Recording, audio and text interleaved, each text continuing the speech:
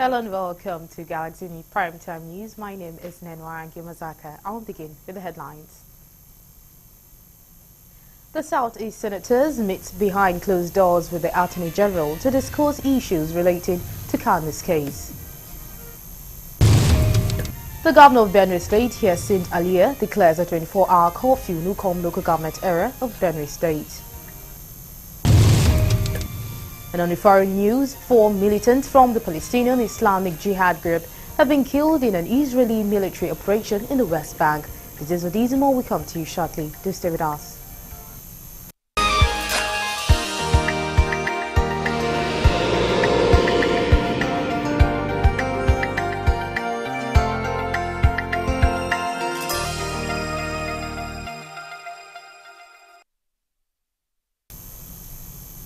And now the news in full.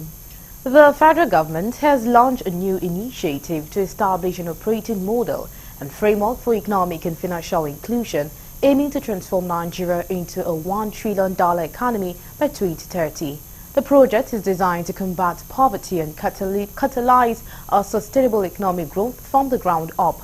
Vice President Kashim Shettima said the initiative symbolizes a commitment of the President Bola Ahmed Tinubu administration to enhancing financial and economic inclusion across Nigeria. Correspondent Inabuchi Okeanubichi reports. Shettima spoke on Wednesday during the kick-off meeting for the initiative to set up an operating model for economic and financial inclusion for the office of the Vice President. The federal government had on April 25 unveiled the Actors on Economic and Financial Inclusion, a multi-pronged blueprint designed to achieve universal access to financial services. The Accord represents a core pillar of the administration's renewed hope agenda to transform the nation into a $1 trillion economy by 2030, while combating poverty and insecurity through broad-based prosperity. The occasion symbolizes our commitment to enhancing financial and economic inclusion across the length and breadth of this great nation. It also underlines our dedication to providing access to capital and eradicating poverty through legislative interventions and critical policies. I extend a warm welcome to all collaborators as we set out to sustain that tempo and fine-tune our various initiatives. Also speaking during the meeting, technical advisor to the President on Financial Inclusion, Dr. Nuruddin Abubakar Zawuro, reported substantial progress in implementing the ASU Accord on Financial Inclusion and a series of initiatives aimed at broadening financial access across the nation. Earlier, the project manager at the Lagos Business School, Professor Lanyinka David West, commended the Tinubu's administration for putting economic and financial inclusion on the front burner by signing of the ASU Accord earlier in April. The Vice President leading the conversation around financial inclusion. We sincerely thank you for that opportunity, Your Excellency. Your Excellency, also we want to bring it to your attention that since the signing of the Accord, a lot of engagement has been going on. We appreciate the fact that we were able to source funding from Bill and Melinda Gates Foundation, under their partner, which is the Lagos Business School. Since 2015, we've been running an initiative called the Sustainable and Inclusive Digital Financial Services Initiative. And that has been around how do we catalyze financial inclusion in Nigeria. And we've worked in the space of research, advocacy, capacity building, as well as just information and engagement. So this is an honor and a pleasure when the workshop came on and the ASU Accord was signed.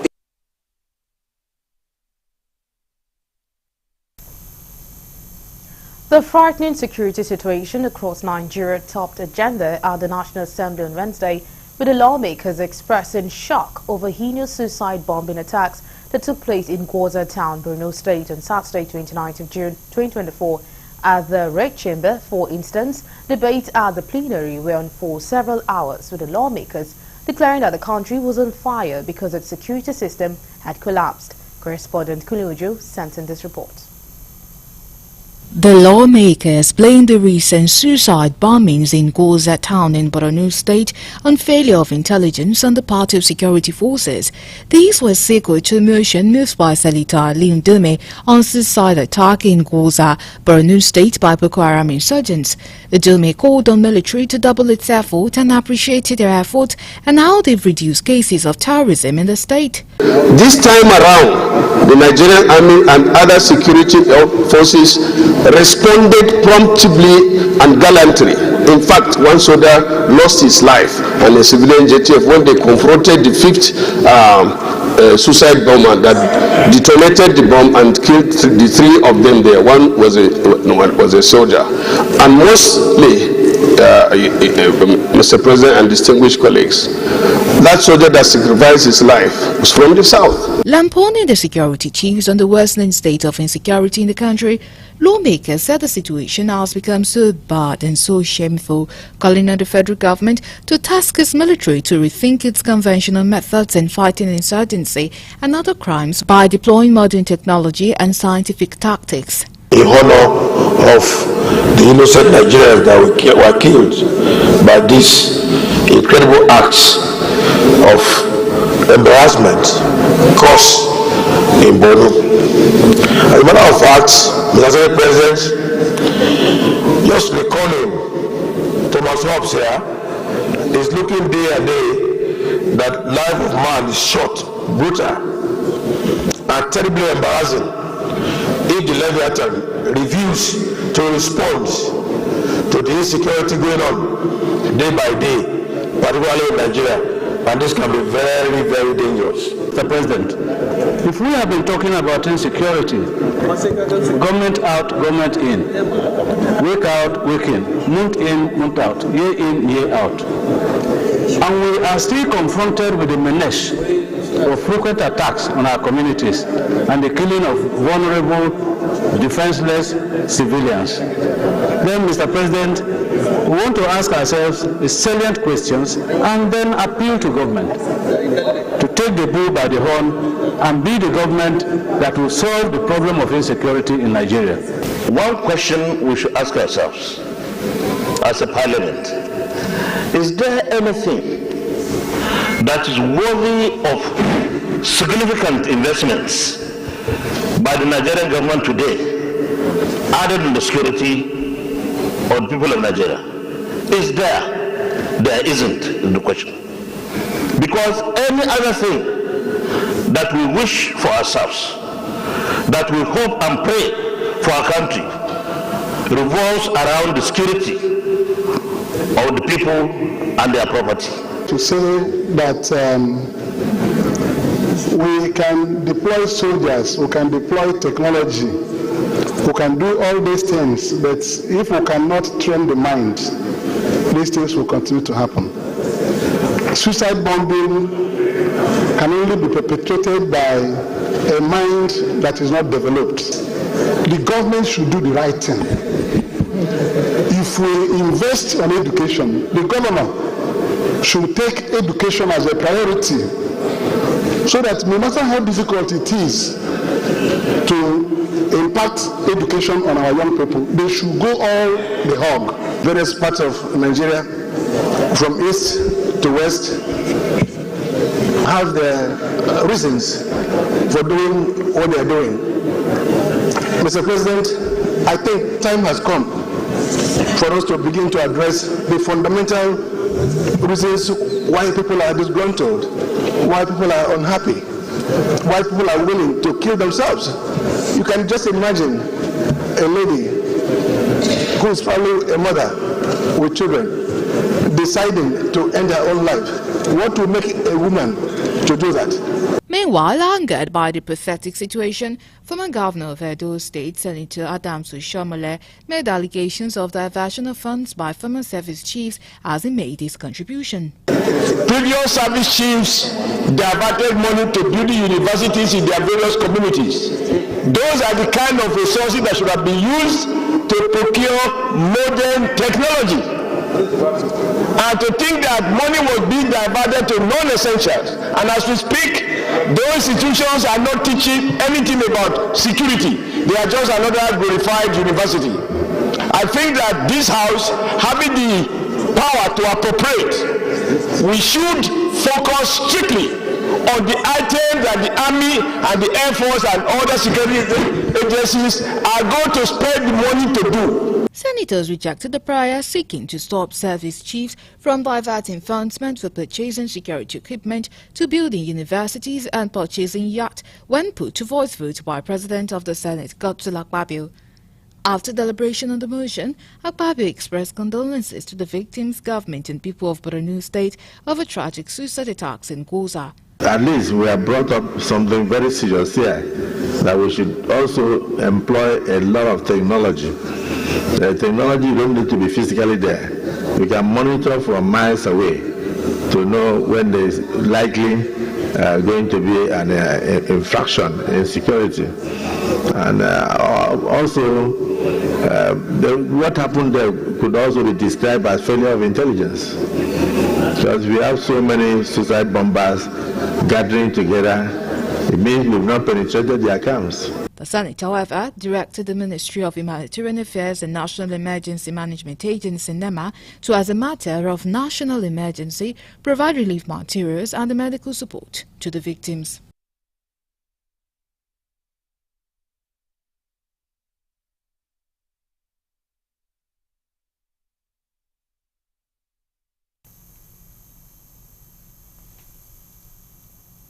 The Southeast Senators caucus on Wednesday met with the Attorney General and Minister of Justice Lateef Fagbemi, seeking political solution for the ongoing travail of the leader of the proscribed indigenous people of Biafra. We have details in this report. The caucus, led by Senator Baribe, met behind closed door with the Attorney General, where issues relating to Kanu's case was discussed extensively. Speaking with journalists after the meeting, Senator Ainaya Baribe said the meeting was at the instance of Kanu, adding that the lingering crisis and insecurity in the southeast is because of the continuous detention of Kanu. He added that the Southeast Governors Forum has equally took the same position for a political situation on the matter, noting that Kanu has been well briefed before the meeting. Abaribe called on President Bola Tinubu to consider the option in the interest of peace and unity in the southeast. Business leaders are willing. They are clergy, they are willing. So the traditional rulers are also willing. So I do not think that anything will stop us if it comes to that. And he has also assured me that he is ready to fulfill any conditions that are put that will lead to this.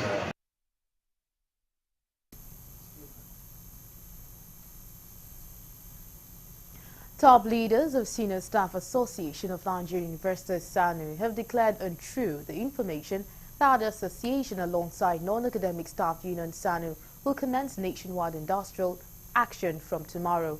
Information gathered shows that national leadership of SANU and NASU will be having special ad hoc congress tomorrow to determine the next line of action. It will be recalled that SANU, NASU and NADS had earlier issued a 14-day ultimatum to the federal government to pay up their withheld salary. The ultimatum expires today, and the labor union leaders are contemplating on going for total industrial action to force government to do the needful about their withheld salaries.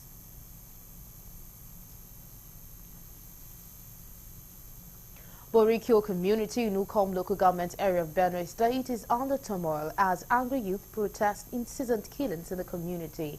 11 persons were killed on Tuesday night after bandits ran a rampage, killing armless residents in Ayati area of the local government, leaving scores and several injuries.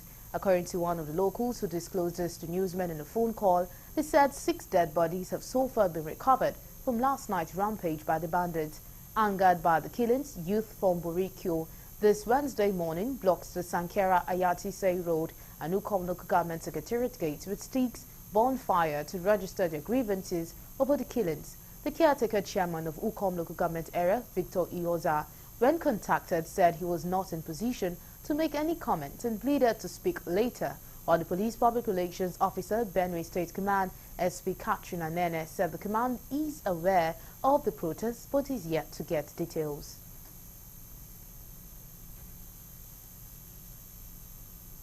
Meanwhile, the governor of Benue State, Hyacinthe Alia, has declared a 24-hour curfew on Ukom local government area of Benue State with effect from 3 p.m. today, Wednesday, 3rd July 2024. This follows the grave security situation in the region that has led to the wanton destruction of property, leading to instability of the area. The governor, through his deputy, Dr. Sam Ode, has therefore directed that beginning from Wednesday, 3rd July 2024, a curfew be imposed on Ukom local government and environs, beginning from 3 p.m. to 3 p.m. of tomorrow, 4th July 2024. The curfew shall be observed from 6 p.m. to 6 a.m. beginning from Thursday, 4th of July 2024 until further notice. The governor has called for calm as security operatives has been deployed in their numbers to keep the peace in Ukom in particular and the Sankera region at large. Earlier, Borikio community in Ukom local government area of Benue State was under turmoil as angry youth protested the incident killings in the community. You're still on to Galaxy Primetime News, and coming up next.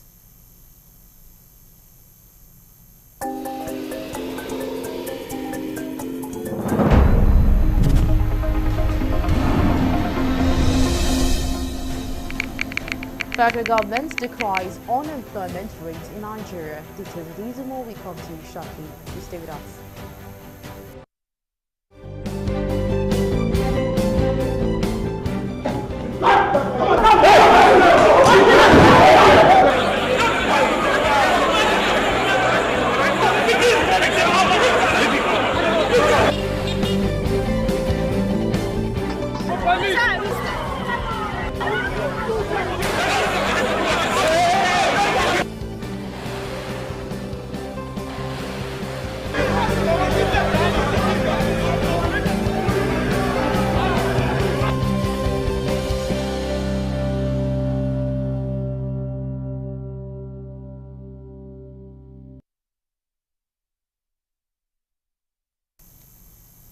We're glad to have you back. Now, for more updates and latest news, please visit our website www.galaxytvonline.com. Connect with us on our X handle at Galaxy TV. Subscribe to our YouTube channel, youtube.com/GalaxyTVNews. You can follow and interact with us on our Facebook page, facebook.com/GalaxyTV. Don't forget to follow and tag us on our Instagram page at Galaxy TV. You can also avail our eyewitness feature via WhatsApp if you have breaking news around you. Simply share a story by sending short clips or videos of the news on 018-666-669. Our social media platforms are user-friendly and can always accommodate your live update and comment. The federal government has restated its commitment towards addressing the increasing rate of unemployment with the introduction of skill acquisition curriculum in all schools across the country. The Minister of Education, Professor Tahir Maman, held the assurance on Wednesday while monitoring the 2024 National Business and Technical Education Board examination in Abuja. Correspondent Kuluju now reports. The National Business and Technical Examination Board was established under the Decree 70 of the 1993 Constitution, which mandated NABTEP with the responsibility to conduct technical and business examinations. Speaking during the ongoing examination in Abuja, the Minister of Education, Professor Tahir Maman, said the major concern of the Tinubu-led administration is the quality of graduates being produced on regular basis and the increasing rates of unemployment. Professor Maman said this has led to the introduction of policy framework on the introduction of technical skills right from the primary school to other levels of education in the country.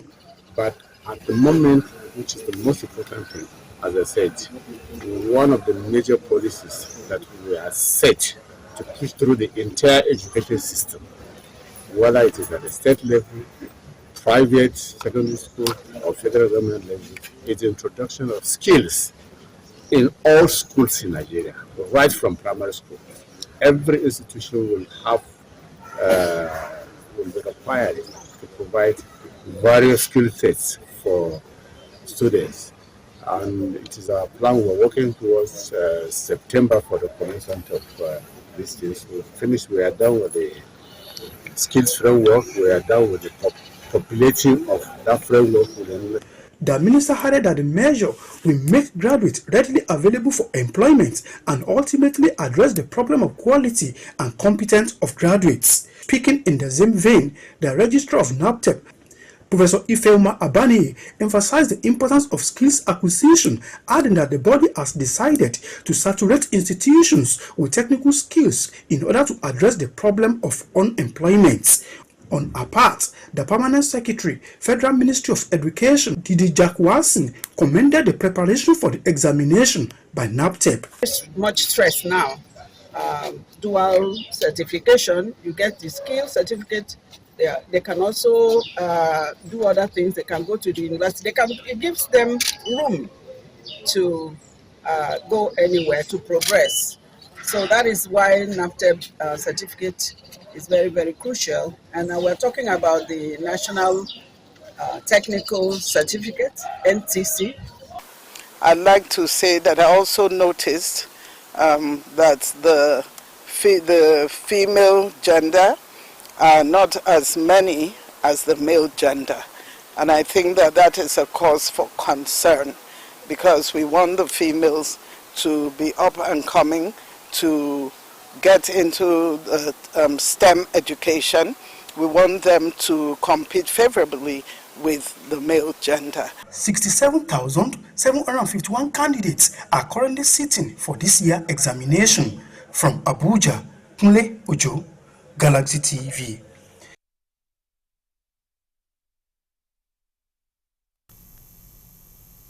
The spate of rainfall currently taking place in Lagos has begun to affect some buildings which have a defect in their structure. Building collapse usually happens this period because of the volume of water that dropped to the earth. Galaxy News correspondent Lebi Joseph has more. This increase in rainfall is said to be the cause of the building that some part of it collapsed today at Cameroon Street in Mushin, Lagos, Nigeria. An eyewitness account stated that the building collapsed following heavy downpours that started last night all through to this morning. Though no life was lost in the incident, those that got trapped were successfully rescued and taken to hospital for medical treatment. Meanwhile, officers of Lagos State Building Control Agencies have commenced quality check on buildings in the Mushin area where the building collapse incident took place. One of the officers who spoke with Galaxy News off camera said many of the buildings in the area have serious defect and there's need to evacuate occupants of such building before they caved in. There is need to clear drainages for free flow of water this time to reduce flooding, which could divert water to building surroundings that could lead to their collapse. Lebi Joseph reporting for Galaxy Television News.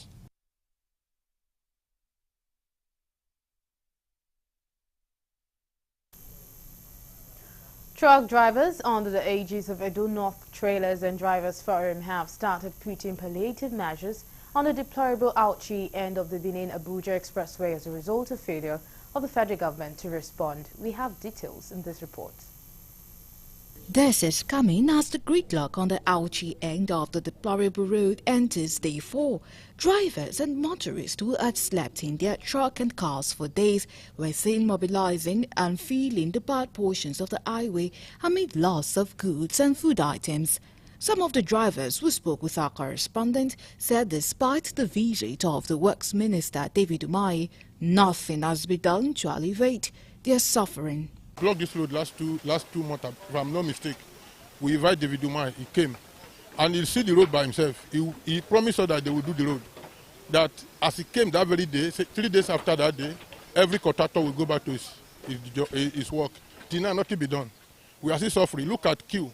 Many things are damaged on the queue. People that carry cow, they are dying. People carry goats, they are dying. So we plead to the federal government, they should come and do road for us. This one is small thing for where they do. Nigeria has money. The road is bad. That is why we are getting these sufferings. So may Almighty God help us who will assist us for this road. It's we drivers for Edo North, which is the great Edo North. Now with this fine money they gather money, do contribution to carry stone, carry motors, buy diesel, and maintain the road. Like this, we are on the road. All those trucks from north, everywhere, Edo State, Kogi State, they are all here. This is how we use manpower, buy stones from quarries, fuel our trucks to maintain the road for other road users who are coming from Nigeria to So since the week now, you can see the road is totally blocked.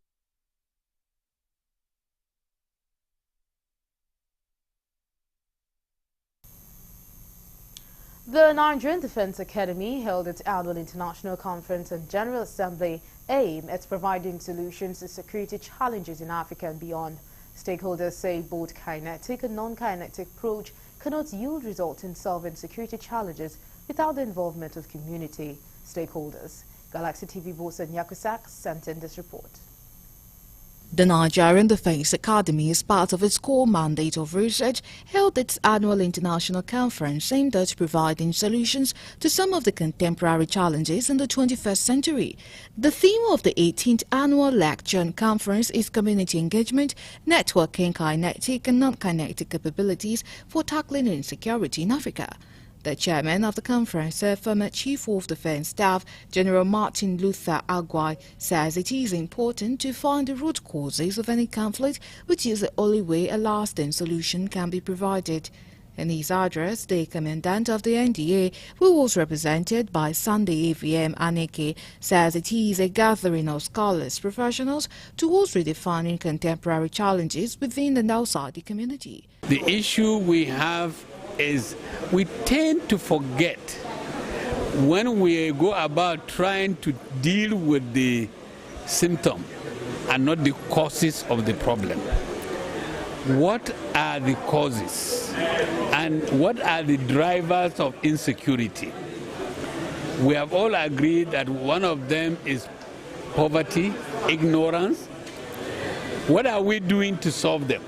If we are doing nothing to address these issues, they will remain with us. The Academy is a Nigerian institution and also a research institution. And we all know the contemporary issues we're having with regards to security. And in that note, the Commandant thought it wise to partner with the Society for Peace Studies and Practice, because in every conflict, at the end of the day, the warring factor, factions and everybody will come down to a dialogue team. Professor Freedom Onoa, the keynote speaker, who spoke on the topic bringing community engagement back, emphasized the importance of community actors as an effective way of solving contemporary challenges. Whether you are sending officers, soldiers, military, police to deal with the problem, the aspect of kinetic normally leads to death, normally leads to injury, normally leads to destruction. But the non-kinetic is where you are going to leverage other sources. Mediation, we are having community to dialogue an issue, we are talking to the right persons, traditional rulers, youth, women group, all these people who are part and parcel of the community to see the way they can contribute to solving the problem. So we are not actually using force. The special guest of honor and the executive governor of Borno State, who was represented by Professor Usman Tar and other stakeholders, buttressed the need. Engagement is the binding force for the kinetic and the non-kinetic. And in the Borno State, we have also invested. Is the commercial nerve center not only of northern Nigeria, but also the Sahel region of West Africa. There can be commerce and trade without peace and security. It's because of this that the executive governor of Kano State has placed a very high premium on the provision of needed security for the citizens and people who visit Kano. At the end of the 5-day conference, a white paper will be provided for consumption. The Commissioner of Police, Lagos State Command, CP Adegoke Fayode, has ordered the immediate commencement of orderly room trial of the entire team of the police officers seen in the viral video assaulting a suspect that was resisting arrest. Alausa Division of the Lagos State Police Command, having received numerous complaints on the flagrant abuse of hard drugs on Makinde Odawale Street, Oregun, mobilized some officers on to arrest the drug users and dealers. They, however, met stiff resistance, leading to serious injury to one inspector of police who was stabbed in the head with a broken bottle and assault on the Olu of Alausa and CDA chairman. The injured inspector has since been hospitalized. Nonetheless, a reinforcement team succeeded in arresting some suspect with substances suspected to be illicit drugs. Regrettably, the reinforcement team, in their bid to ensure the arrest of the mastermind of the attack on the police officer, resorted to unprofessional, unethical and uncouth methods which were captured on videos. Since Monday's crash of a helicopter belonging to the Nigerian Air Force NAF, Nigerians have been reacting to the incident, calling it one problem too many. The aircraft had reportedly crashed early in the morning in Tami village of Igabi local government area of Kaduna State. A team of military officers from the Nigerian Air Force swiftly arrived at the scene to secure the area and conduct an initial investigation. Correspondent in Abuchi, Oken Abuchi, in this report examines causes of military air crashes and the possible ways to avoid reoccurrences. The report. Between 2015 and 2023, Nigeria, under President Muhammadu Buhari's administration, suffered a total of 14 military air crashes, resulting in the loss of 15 aircraft. The crashes during this period killed no fewer than 33 military personnel, while the whereabouts of 2 personnel are still unknown. Although the causes of the incident are not often made public, despite assurances by the military, experts blame the mishap largely on poor maintenance of the aircraft and sometimes negligence from maintenance officials. Nigerians think periodic professional checks will enhance the overall health of the aircraft. But I think it's due to lack of proper management. The management had to sit up properly. To carry out their maintenance and keep the plane flying very well. It can cause a lot of damages because presently the state of the economy now is not favorable. So with this kind of development, it will cause more harm. It will cause more harm in the life of the public. The first thing is, are there no engineers that work on this each flight before taking off? Let's first of all look at that first, because if there is no engineer working even on a car, talk less of something flying. In February 2023, the Air Force was fortunate not to have recorded a crash after one of their jets lost its tire mid-air and made an emergency landing at Lagos Airport on its belly. Between February 22, 2021 and April 19, 2022, no fewer than 20 military personnel lost their lives in ill-fated crashes. Recall the February 22, 2021 crash, where 7 NAF personnel on their way from Abuja to Minna, Niger State, to rescue the adopted students and workers of Government Science College, Kagara, also died when the plane crashed shortly after takeoff from the Nnamdi Azikiwe International Airport, and among other prominent ones. Well, I'm just getting to know about the crash anyway, but basically it's insecurity anyway, and what I believe should be done concerning this security, it has been there for long. So I think maybe a better approach to tackling it will be better. I'm not a security person, but I believe the service chief should be called into order to trash out whatever the thing might be, so that we can have a peace in the country. Because in my own opinion, I think number one is lack of maintenance first, because those things works based on software. So maybe some of the modules have expired and they were not properly taken care of. So if we can go into maintenance, because I feel like most of government properties are not maintained and some of them are already outdated. So if we can put more effort on the maintenance and then trying to update it, I think that will also help us. If not, we keep losing things that we're not supposed to. For many, the crashes in the period under review could largely be linked to lack of maintenance, among others. For them, the poor maintenance culture, especially within government agencies, must be properly addressed and quality assessment mechanism entrenched to ensure that quality spare parts are supplied to maintain military aircraft. That way, the issue of crashes may be abated and more lives and money saved for the country's development. A heavy rainfall early Wednesday morning has flooded many parts of Lagos, making it difficult for commuters to move to their destination. With the downpour, workers in the state struggle to get to their various workplaces. The Iyanuworo-Olopomeji areas leading to the 3rd Mainland Bridge this morning were completely flooded, causing heavy traffic that extends to Alapiri. Meanwhile, the Lagos Commissioner of Environment and Water Resources, Tokunbo Wahab, attributed the flooding around Olopomeji inward 3rd Mainland to the intense and prolonged rainfall combined with a high tidal level in the lagoon. Tokunbo made this known on X on Wednesday. Wahab assured the public that the situation is temporary and will subside within 1 to 2 hours, adding that as the tidal level recedes, the water will be able to discharge into the lagoon, alleviating the flood. The Federal High Court seated in Benin City, the Edo State capital, has restrained the state government from interfering, control and regulating activities of civil society organizations in the state.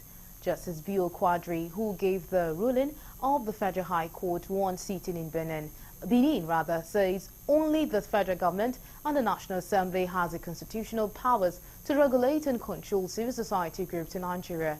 Counsel to the civil society organization, Barrister Nelson Uruvubode, and the President, Freedom Ambassadors Organization, told the line of the judge by saying what the Edo State government did was unconstitutional. Such activities, we went to court and said this ought not to be, because the constitution is very clear. Hearing item 32 of the constitution provides that it is only the federal government, it's only the National Assembly that can make laws as regards non-civil societies.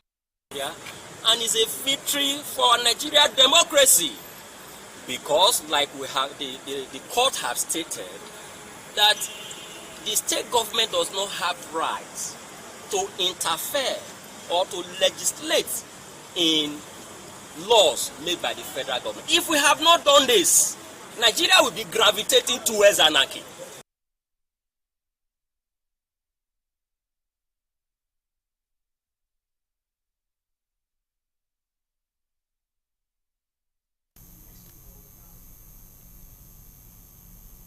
The Edo State government had on the 6th of October 2021 in a publication expressed its intention to control the activities of CSOs in the states before today's judgment.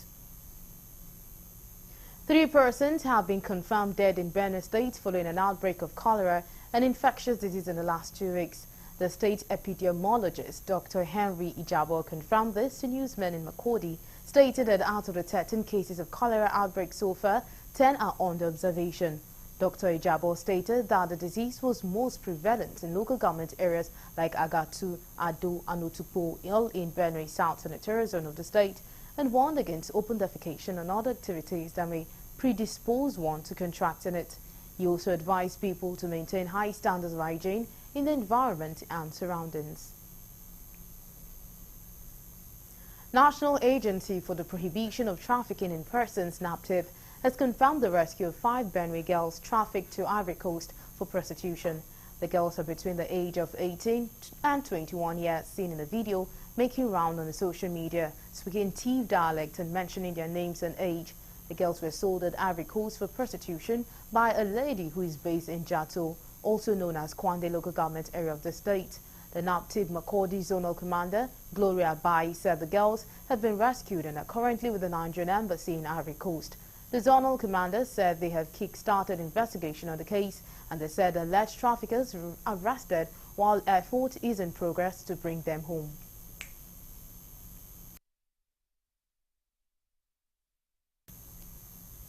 And I'll move over to the foreign desk for more news.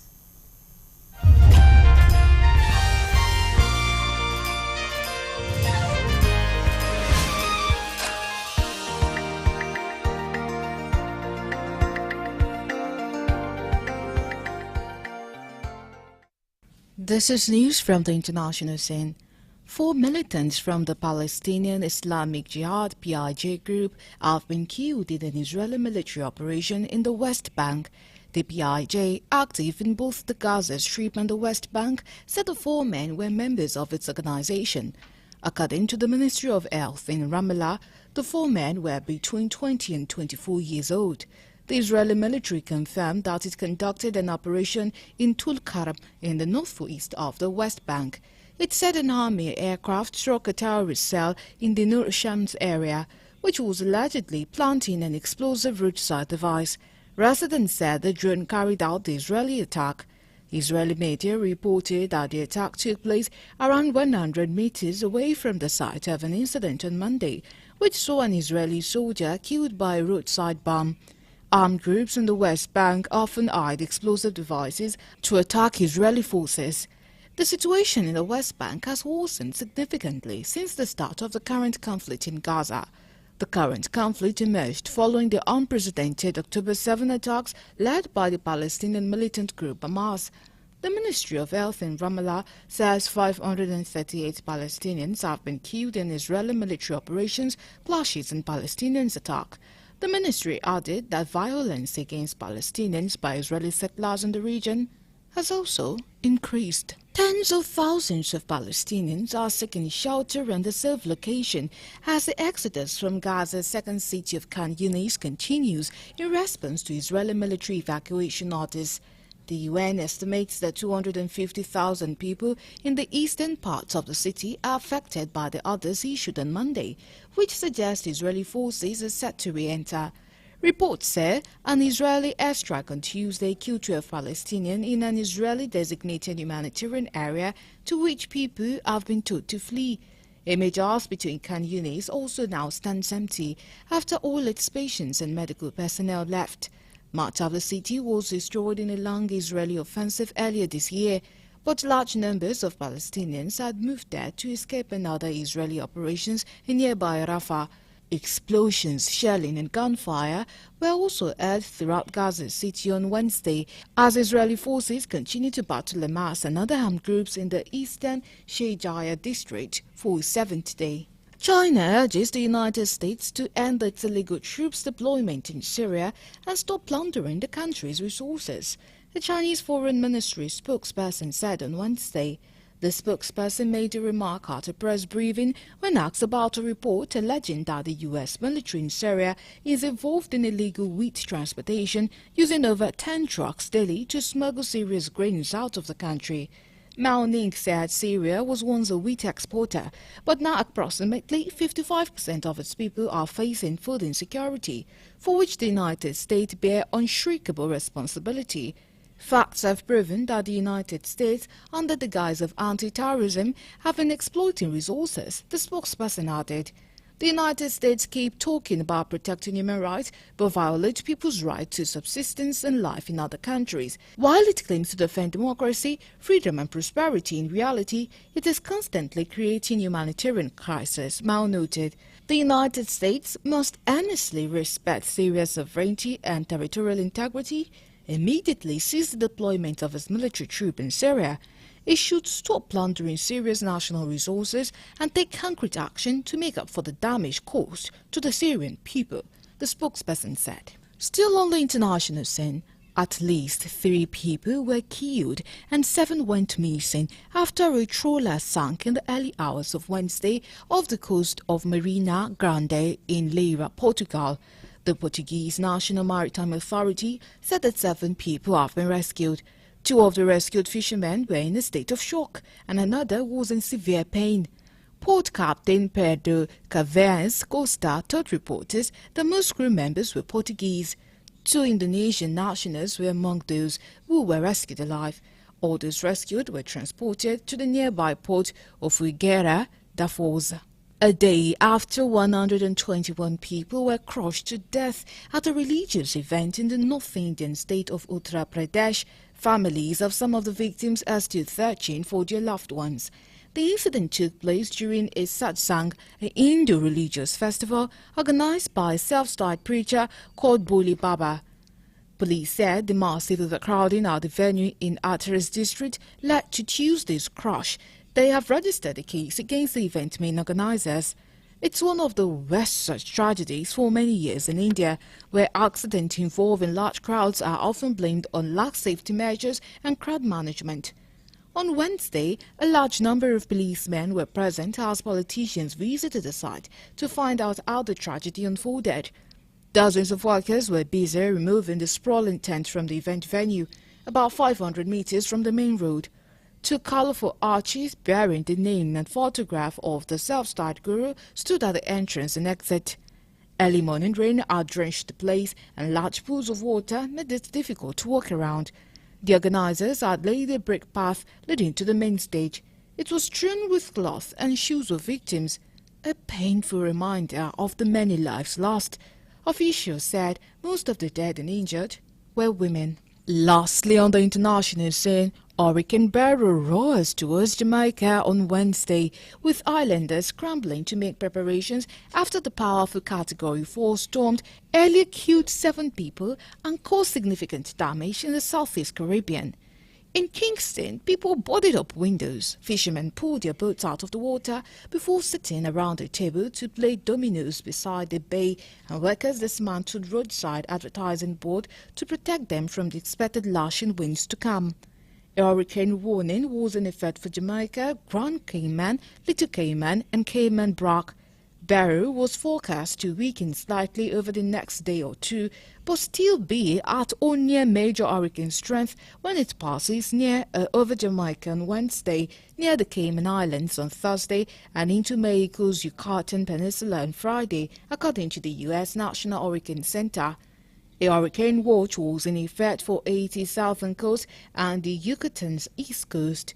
Belize issued a tropical storm watch stretching south from its border with Mexico to Belize City.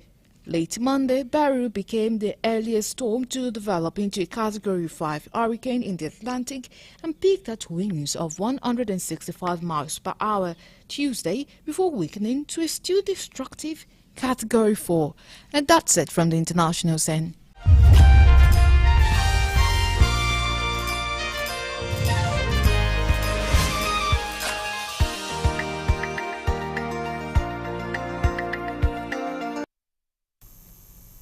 And now move over to entertainment news.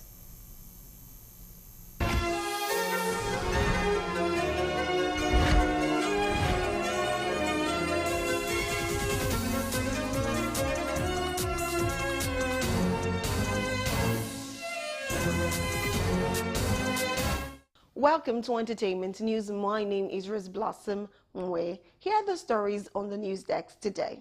Nollywood actor and filmmaker Ibrahim Chetta has stirred reactions from his fans and followers as he revealed one of the things he does at old age. The movie star via his Instagram page shared a video of him drinking a mixed bowl of ice cream, which he stated was good for his health. According to him, since the inception of the popular Cold Stone, he has been mixing his ice cream and drinking it like pop. A few days back, Ibrahim Chetta had poked fun at Toyin Abraham over her weight and tummy as he visited his film village. He teased the actress not to eat too much because of her stomach, and in defense, Toyin noted how she had lost weight as she revealed she only eats chewing gums. Last year, Ibrahim showed off his energetic self in a video on social media. The actor shared a video of his cheerful self dancing heartily while posing for the snaps. He noted how he is getting older but still young at heart, stating he is agile but energetic. However, a fan of Nollywood actor Ibrahim Chetta has inquired about his sexual prowess after he revealed one of his weird old age habits, which he gave, stating he's a new man.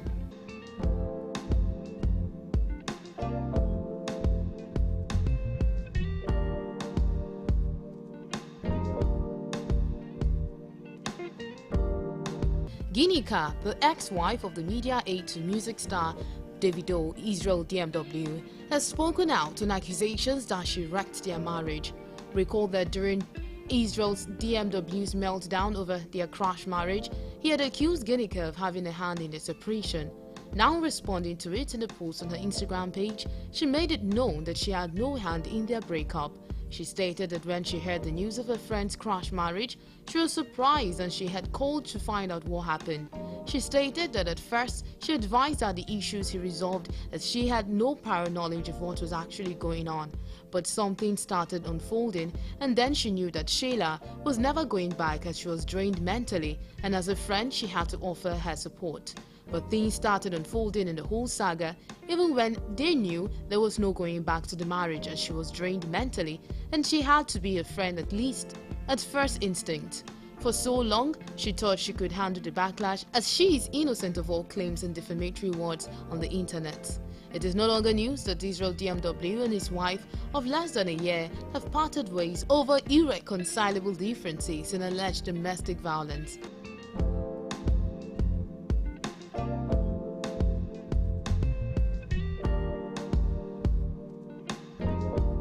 Meanwhile, Sheila Courage, the estranged wife of Davido's logistic manager Israel DMW, has stated that she doesn't regret her marriage ending with him, saying it was bound to happen. This was revealed in a video posted by her friend on her Instagram page. In the video, when asked if she regrets the end of her marriage with Israel DMW, Sheila responded, "I do not regret it." When further questioned about her decision in light of everything that happened, she replied, "A lot has happened, so let's start with that. I do not regret the journey I have taken because it was all bound to happen."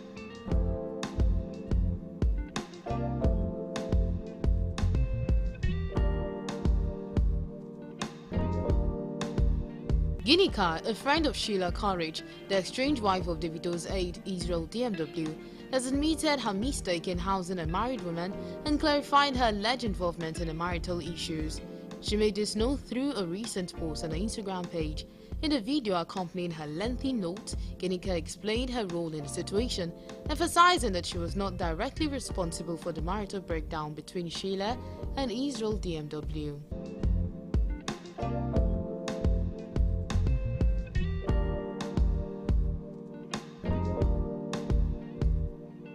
Actor Femi Ogedengbe has openly shared the horrific physical attacks he and his colleagues endured at the hands of cultists. Femi talked about how cultism was very common when working in Nollywood. He recalled a terrifying event where he, Prince Eke and other co-workers were forced to flee. He claimed that Hanks Anuku was the exception as he boldly stood his ground and prepared to face the threats. Femi recounts how cultists attacked him, Hanks Anuku, Prince Eke, others. Femi made this disclosure when he was featured on the Teju Babyface Deep Dive broadcast and opened up about painful memories from his past, including the 10 friends who died tragically on the street where he used to live. He revealed that he was ignorant of his close friend's Orji's position as a key figure in the criminal organization and that he had unintentionally become involved with an armed robbery syndicate.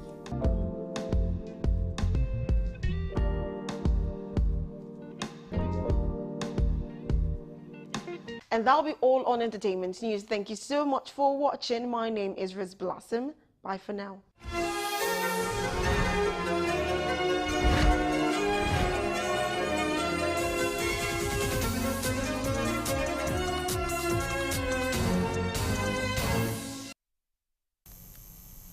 And that's all we have on Galaxy Primetime News. Thank you so much for being a part of the news. My name is Nenwarang Yumazaka. Goodbye.